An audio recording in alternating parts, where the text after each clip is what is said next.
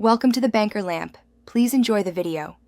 You start by confirming your Telegram username. This creates a stable me/username link. Once done, decide whether you need a personal link or an invite link for a group or channel. Open the Telegram app or desktop client, go to Settings for Profile Links, or open the group/channel, tap its name, and select Invite Links. Generate or copy the exact URL now. That URL becomes the payload for your QR code, so make sure it points to the right chat or channel.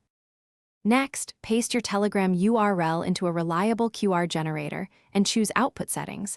Select PNG or SVG for crisp results. Set error correction to M or Q if you plan to add a small logo. This preserves scannability.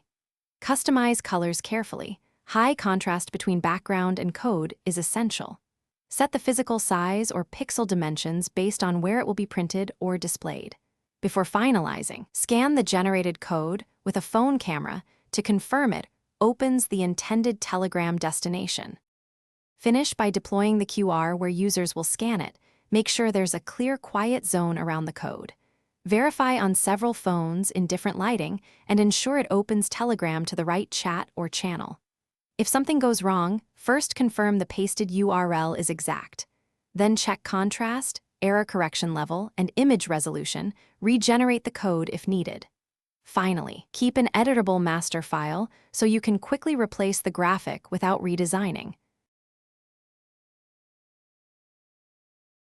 Thanks for watching. If this was helpful, leave a like and consider subscribing. See you next time.